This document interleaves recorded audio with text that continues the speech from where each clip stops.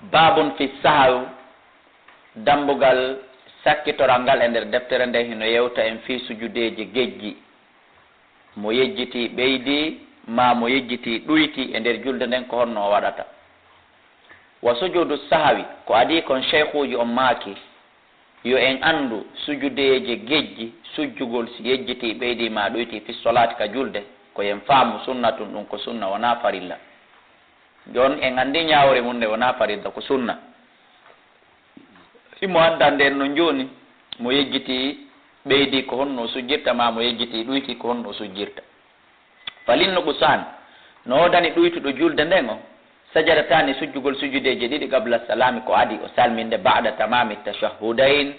ɓaawo o timminde tayyaji ɗin ɗiɗi yazidu o yilto o ɓeydita ba'duhuma ɓaawo majji kanji ɗiɗi tashahudan ahara tayya goo wona tayyaji tati ko woni tun tayya mo ɓeydita taw on ɗon ko raɓɓinɗinteɗo na tayyeteɗo juutine. wa ziyadatu amma ɓeyduɗo julde nden on ɗon kadi no wodani mo sajidatan sujjugol sujudeji ɗiɗi ba'da salam ɓaawo o salmini julde nden few o sujja sujudeji ɗiɗi yatashahhadu o tayyo ɗon kadi ba'dahuma ɓaawo ɗin sujudeji ɗiɗi tayyahum togusum wa yusallimu o salmina taslimatan ukhra salminago goo wona salminagoji ɗiɗi. wa man nagata kala ɗoytuɗo julde nden wa zada o yilto ɓeydi nde no waɗa goɗɗo no pani ko ka nder julde surtout welsindiɓe ɓen yejjito ɗuyta ɗum ɗa yejjita kadi ɓeyda ɗum ɗa e nder waɓutu goto haray on ɗon kadi no wodani mo sajada ko yo sujju qabla salami ko adi o salminde aray ɗon o wiyata o sujja e baado fi ko ɗuyti kon o sujja qabla fi ko ɓeydi kon hara yo sujju tun qabla salam. wa man nasi on mo yejjiti as sujuda sujjudere alqabliya adiyankore sujjatende si salmine o yejjiti o ronki sujjude hatta sallama ha o salmini sajada ko yo sujju nafus lernde o andete nden in kana si laati gadiban koko ɓatti o en taala si juutino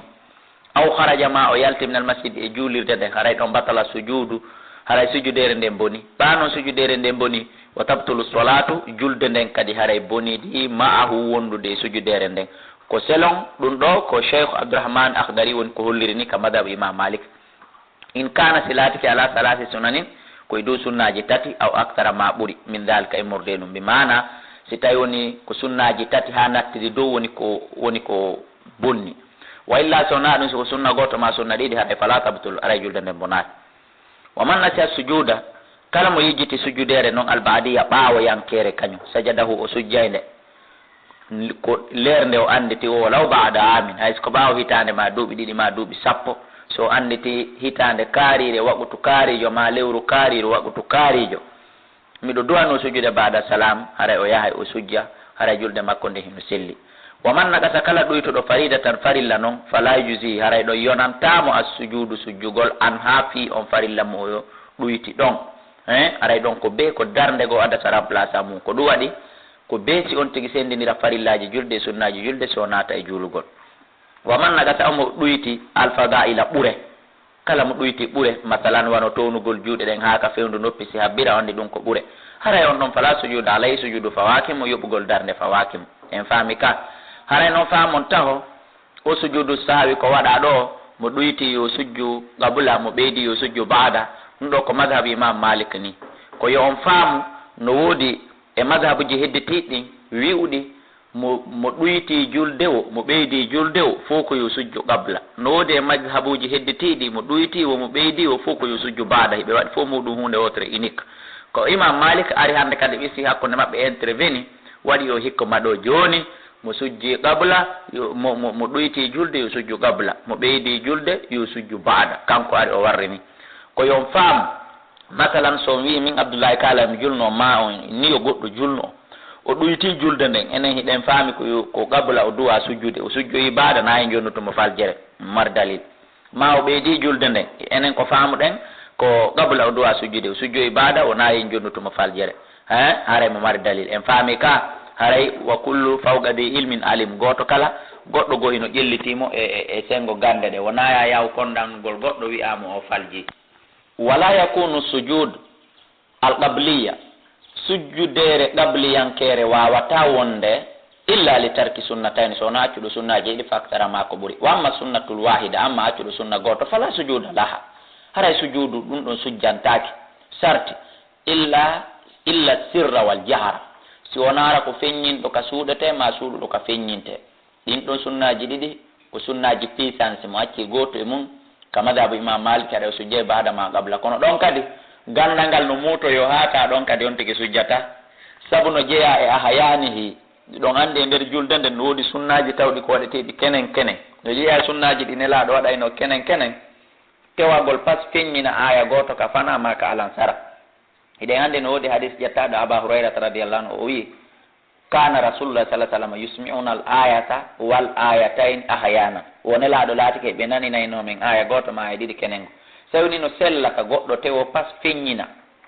ka duwa suuɗede fanama alansara o feññina aya goto ma aya ɗiɗi nayo feƴƴu ɗon kadi o ronka sujjude baada ma o ronka sujjude qabla on andi wona e faljuɗo sujjatare so tawi kono e ngol laawol ɗon yaraka ko yon faam galle ɗe gande ɗe hino ƴelliti moƴƴa hino towoyi kono noon ko embere ko ɓe addi kon ka deftere ɗo ko ɗum woni ko wonɗen addude ɗo kono toujours ko yo jillidir ko yo o mesure naɓi ɗon tafsir boulouhul maram on ko nden ɗon ɓuri ƴellitade nde ɗo e tafsir matinu dini on e afwan akhdari on wawa mélancude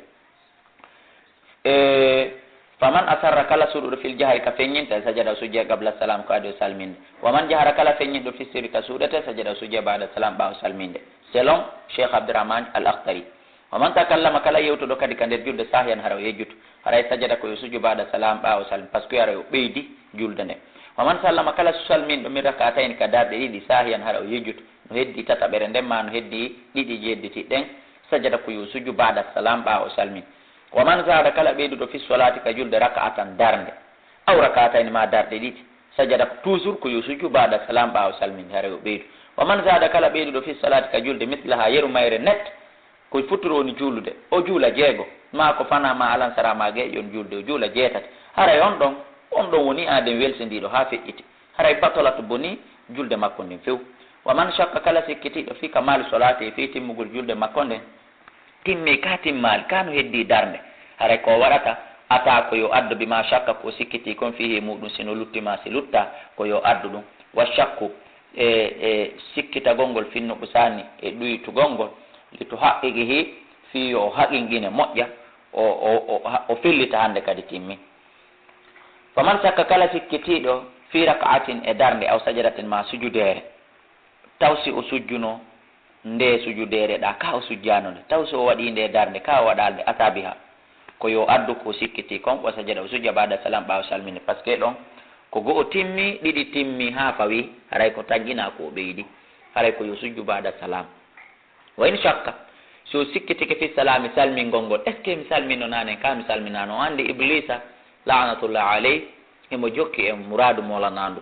haray si on tigi yejjiti ɗum sikkitike ɗum sallama ko yo salmi in kana silatike qariban koko badi wala sujuda alayhi ara sujjugol fawakimo wa in tala si juuti noon o andita he taw si mi salminno hanki ma bimbi haray ɗon batolata boni salatu julde makko nden walmo waswisu haray cheikh abdourahmane al akhdari hino wasiyo o ɗuɗuɗo yejjutugol min abdoullahi kala kadi miɗo wasiyomo yatrukul waswasa yandi yo accu o yaha ara yo accu o sikkitagol yo accu o joo e jaka e nder julde nde min kalbi ka ɓernde makko yo tabintin haqqille makko ɗin e nder julde makko nde yandi wala yaati par ce que o haddata bima shakka fi ko sikkiti fi mum kon tout juste hande kadi deke tum o sikkitike ko hottagol waɗa hande kadi walakin ko woni yaskidu ko yo sujju bada salam ɓawo salminde sawa on no fata shakka o sikkiti fi ziyadati fi ɓeydugol aw no kusanima o sikkiti fi ɗuytugol oman jahara kala feññinɗo fil gunuti ka gunutu fala sujuda alayh sujudu fawakimo walakin naw koni tun tewagol feññinagol yukraw no aña noy aña amduhu tewagol mumgol oman zada kala ɓeyduɗo surata ka simore simore firakatayni ka darɗe ɗiɗi al akhiratayni sakkitore ɗiɗi ɗon kadi fala sujuda alayh ara sujudu fawakimo par ce que hiɗen andi ɗon kadi dalil no wuudi wonde nelaɗo ino ɓeydayno kene on nodday ka numéro téléphone 67 60 53 09 même numéro tous les réseaux si wona areba e coɓɓuluno ɗon ko waweten ɓeydodirde waman samia kala nanɗo dicra mouhammadin sallllahu alayhi wa sallam inde ne laaɗo hino woole ɗon andi aray no waɗɗi on tigui sallllahu alayhi wa sallam ka wowa tawa noon kanko fi salati mo ka julde fa salla alayhi o juuli e hoore ne laaɗo himo e nder julde nde fala chaya alayhi hunde fawakimo sawaw hino fatater kano laati sahiyan o yejjuta o amidan ma o tewi aw qa'iman ma imo dari aw jalisan ma imo jooɗi o man qara kala jannguɗo kadi suratayni simoji ɗiɗi fa aktar ma ko ɓuri ɗuɗude fi rakatin wahidatin e darde wotere aw haraja ma o yalta min suratin o yiwa simore ila suratin o yaha e simore goo aw raka ma a waɗa ruku gabla tamami sura ko adi simore ndin surude masalan mi iyetta ɗo qul ya ayuhal kafiruna mi yahaka labudu ma tabuduna mi accita ɗon mi yaha ruku mi ronka surnude ɗiɗo fof fala alay hunde fawatimo fi jami dhalika e dendanangal ɗiɗo fof koyen faamu ko waɗɗi simi janggi fatiha mi gayni komi watta tun hayso ko aya goto simin mi kettumi mi addi o aya ka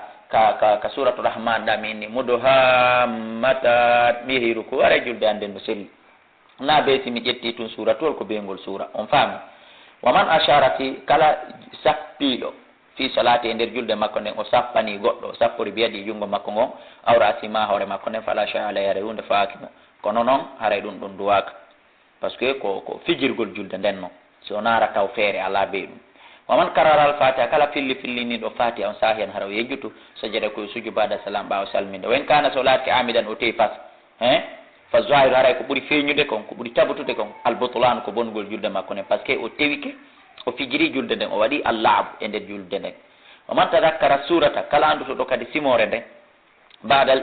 in naihi ɓaawo nayagol makko ila ruku yaha ka ruku o jangi fatiha o gayni o yejjita wattugol simore ma aya goto o suuya o yaha ka ruku few haray fala yarji o artata o rutata ko arta ila yaha faade e janggol simore nden par ce que waɗugo ruku on ko farilla janggugol suratu wongol ko sunna goɗɗo accitata farilla yiltano sunna on faami ka waman tadakkara sirra awil jahar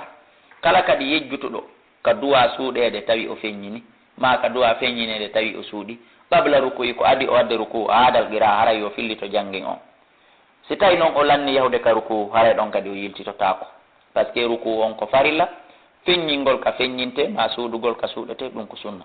fa in kana silati kadalika ɗum fi surati ka simore wahada kayre tun aada ha o fillitoto nde wala sujuda alayhi ara sujudu fakimo in kana silati ka fil fatihati ka fatiha ko fatiha on fof e simore nden fof o yejjiti o suuɗi ma o yejjiti o feññini a aada ha ara o fillitoto ha o gayna o sajada o sujja bada salam ɓawo salminde wa in fata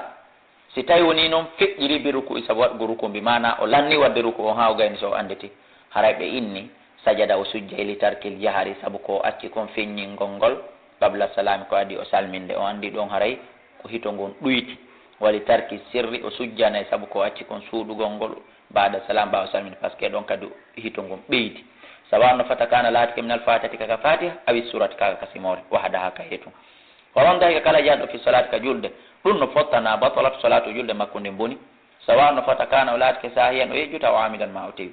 wala yadhaku par ce que jalata fi salati e nder julde mum illa gafilun sona adem welsindiɗo ka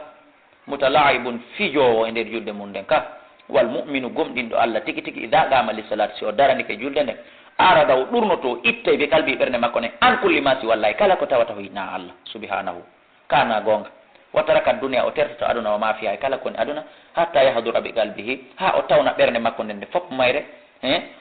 jalalullahi fi mawningol Allah wa azamatu e teddingol Allah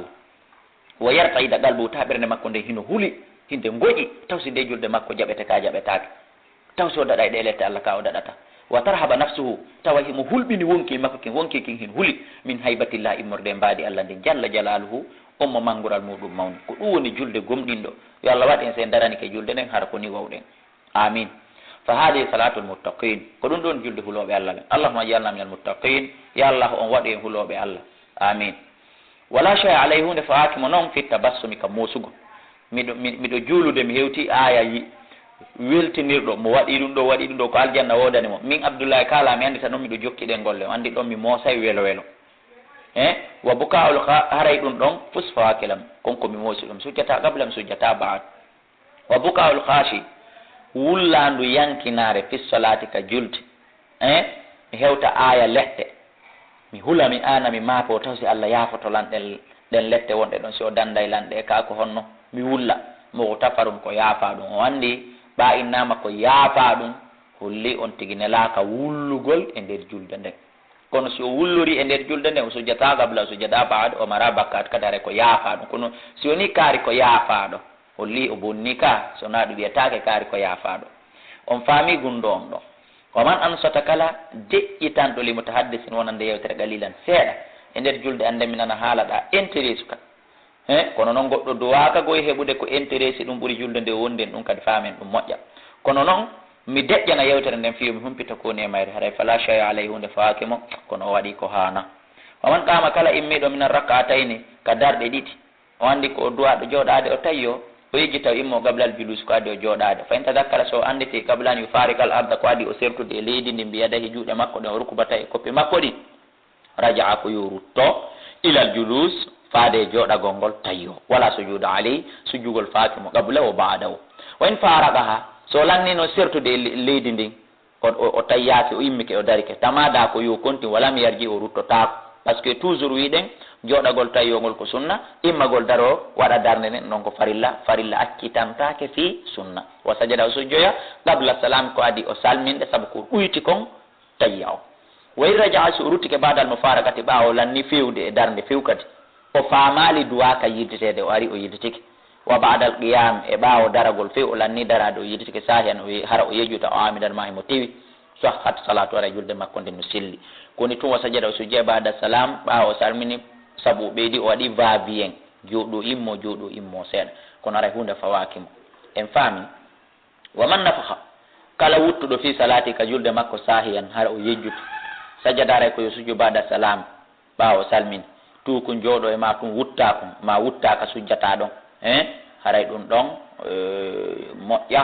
haray on tigi sujja e bada salam o en kala desa so laatike amidan o tewi par ce que aray o fiji e nder julde nden batala tare boni salatu julde makko ne e kadi ɗen andi hendu wuttetendu yaltinendu fofitedu yaltinendu iɗe andi ɗum kadi ko ndu soɓe famin ɗum kadi ko ɗum waɗi sine laaɗo interdisi goɗɗo wuttata ñametemo ñamata so tawi woni o wardu ɗum teware haray ɗum ɗon batalat salatu julde makko nden boni waman atasa on iluɗo fi salati e julde makko nden fala yastahil haray wata o sokoli bimana wata o maafo bilhamdi fi yettugol Allah on andi mo ili no duwa wiide alhamdulillah kono ɓaymo ka julde wata o naatu e ɗum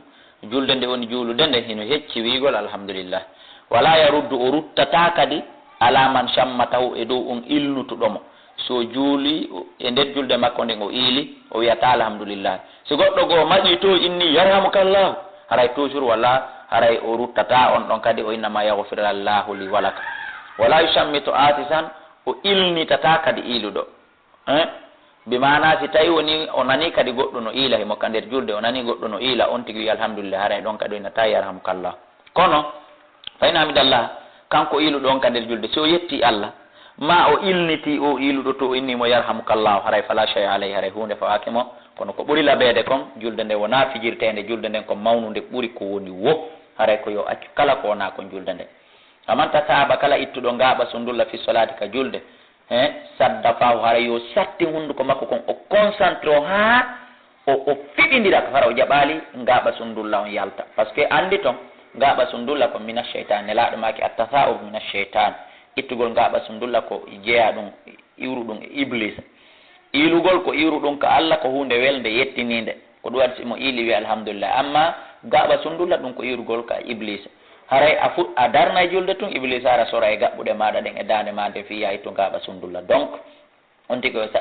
satti hunduko makko kon si tawi woni feere o ala be o itta ngaaɓa sundulla on koye taw hara foolumo wala yanfus e on tigi duwaka kadi foofude illa fi tawbi sona kaccunci makko min gayri ihraji hurufin ko alda yaltingol har feere o mana si tawi be o itta e ngaaɓa sundulla konko udditata hunduko ko inno ha duwaka wonde si wona ka coñce bimana o omba hunduko makko kon hara hendu ɗum ukkaki e nder saffiji ɓe o juulidata ɓen ɗum kadi e nder ko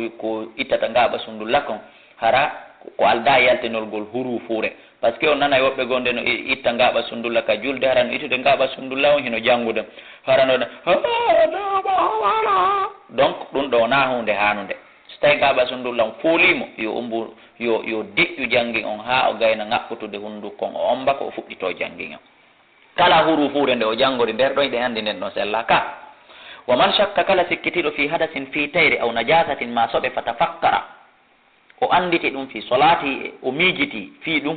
e nder julde makko nden ɗalilan seeɗa summa yatayakkana refti o fellitoy attarata laaɓal ngal fala sha alay hunde faakimo mi miijito est ce que soɓe ala e o pantalon amma o jilbabu ma nde wudere miijito hayga non mi anditi mi ittino haray hunde fawakimo o man iltafata kala yejjitiɗo fi salat ka julde sahi en hara o yejjutu fala shay alayhi hara hunde fawakimo wa in ta'ammada so tawi o yejjiti ɓa haray e honno innete o hucci qibla on fawara ɗum makrun ko aña ɗum wa in istadbara al qibla so hucci qibla on noon few bata sala haray ɗon julde makko nden taƴi koyo taƴo julde nden o fuɗɗito wa man salla kala juulirɗo bi haririn cuñci harir aw bi dahabin ma cuñci e kanŋe aw saraka ma o wujji fi solati ka nder julde aw nazara ma o ndaari muharraman ko harmi fawo haray oɗo aasin woni yedduɗo allah de bi mana o heeɓi bakkat kono o salatu sahihatun julde makko nden hino selli o sujjataka de gabla ma baada wa man galita kala jillidirɗo fil qira'ati e janggi on bi kalimatin konngol min gayril qur'an harana qur'an o ngongre pooɗa on tigi ma miijo ma ande pooɗa on tigi a o jilla kalima ton hara wona qur'an ɗon sajada o sujjay baada salam ɓawo salmin par ce que o yolliti goɗɗum nder ton wa in kanat silatke minal qur'an ko immorde qur'an o jillite on ɓe manami ɗo e ngol suratowol ɗo mi jillidira haal feere wonde to haɗa ɗon fala sujuda aleyhi sujudu fakima par ce que fof ko qur'an illa an yatagayyara lafsu sowona o sansa konngol ngol hara e nder o janggimo mi woni ɗo mi addoya halfere e suratowol goo mi ɓisa ɗon tawa yewtere nden boni few aw yasudal mana ma mana on bona haray ɗon saabu komi jiiɓidiri comme mi bonni mana on fa yasjudu haray on tigi sujja bada salam ɓawo salminde ko ɗum waɗi musidɓe julɓe wongol imam no landi gandal imam numirtake giɗale imam numirtake fi ɓay ko kanko sinci juulirde nden ma ko kanko okki leydi ndi imam numirtake fi ɓay ko kanko hecci ɓeya fo imam numirtake fi ɓay ko kamɓe adi hewtude e nokkure nden enen noon lagine ɗo ko ɗum ɓuri en soñjude enen ka leydi men lagine ɗo si goɗɗo wonayi imam koye taw haray mo faltidiri ƴippiji ɗo fof par ce que goɗɗo bonnataka nder julde o fonta deftere ɗon o jangga ɗon o anda ma o lando jama on e nder ɗon ko honno o wawata moƴƴintinirde ɗen hande wata wonde ka ko mustahil impossible donc yo taw hara ko janggo ɗon dari kami hirab wa man asa kala gonɗo fi solati e nder julde nde fala sujuda alayhi nde fakimo wa yasagula nawmuhu kon tun si ɗoygol ngol tiiɗi moƴƴa ha tawi o jiiɓidiri bon o jiiɓidiri e nder julde nden hande kadi o panikike o andal mi wanno ruku ka mi waɗano par ce que o ɗanike o jiiɓanike mo haray aada sola o fillitoto julde nden wal wudu e salligi on fof par ce que no wona hara e salligi on kadi bonori e nder mum wa ninul maridi ñuñago nawnuɗo ɓottugol nawnuɗo fesugol nawnuɗo muhtafaru no yaafa o andi ɗo kadi innama muhtafaru no yaafa no holli o nelaka ɗum so darni julde nden kala ko wona muuseeɗo yo muñño o ŋañño ha o salmini kono noon so tawi woni o otti e nder mum ma o woyti e nder mum haray mo yaafa watta nah nuhu matingol lid darurati wonande lora wonande doro muhtafarum ko yaafa ɗum min mi matina e nder julde nden so tawi woni ko hunde danserere fi on faamu fi mayre haray ɗon mi bonni kono hino yaafa walil ifham tawi noon ko faaminkinagol tum mi warri fi yo anndu miɗo juulude ko ɗum woni matinirde fi yo yeƴƴito anndu miɗo juulude mun ka ɗum haray ɗum ɗon no aña kono fo e mum wala tabatulo sola haray julde nden nden bonayi bonirta julde nden mbi hisabu ɗum wa man nadahu on mo noddi ɗum noon ahadun goɗɗo e nder julde makko nden goɗɗo goo nodde fa qala lahu nodda ɗon innana oya subhanallah kuriha ɗum kadi no aña wa sahhat salatu kono julde makko nden mo selli momana wafaka kala dariɗo fil qira'ati e janggen o jangga o falja o paana o daro o few ɗen andi no waɗa walam yaftaha alayhi ha ɗum hara goto noon kadi o faljitalimo o ronkaɓe ɗo ko faljitamo saabu hara ɓawo ɓen fof hunjaki ɗin ɗon bon mako kanko tu woni juulude taraka tilkal aya o acciti on aya ɗon wa qara o jangi ma badaha aya ɓawojo hikkiɗo ɗon on fa in ta'addarat alayhi si on ɗon kadi gantinanike mo bimana so o falji o darike o heɓali ko faljitamo taraka tilkal aya yo accu toon aya ɗon taw janngu ko sella ko wagara yo yaw janngoyama baada aya wontirɗo ɓaawa ɗon on fa in ta'addarat alay si on aya ɗon kadi gantinen ko mana o falji ɗon kadi sifaɗa he yo accirni wota o waru yimɓe ɓen e daragol ɗon raka yo waɗuru ku wala yanzuru mushafan o fontata qur'an o ndaara yeeso makko mana o fontata ɗiɗi o ndaara bayna yaday yeeso makko illa an yakuna so wona faljere nde o falji nde wona fil fatihati kaka fatiha ɗon fala budda feere wala min kamali ha immorde e timmugol fatiha on bi mushafin foti ko ɗeri o fonti aw gayri ma ko hina kono fatiha on ko ɓe sella tawi koye julde nden sellu fa in taraka aya tan so acci aya noon min ha e fatiha on sajada ɗon o sujje qabla salam ko adi salmingol wa in kana salatke actara koko ɓuuri ɗuɗude e aya o acci e nder fatiha on haray ɗon kam batalat salatu julde nden boni saabu fatiha on la budda min itmamiha feeri wala yo fatiha on timmo wa sihhatuha e sellugol makko kadi wa man fataha kala faljutuɗo ala gayri imami ara wona imamu makko on o nana goɗɗo no janga to foti on juulay woni foti janggay to woni maƴa tum faljita on ton are batarat salatu julde makko ndin boni wala yaftahu imamu makko on e hoore mum o faljitata ala imami e dow imam makko on illa an yantazir al fatha sona imamu on daro habbito faljitede o falja o daro o habbito faljitede ko ɗon sellata enen ɓawa ɓende faljiten nowona faljitirede ni ka juulirɗe no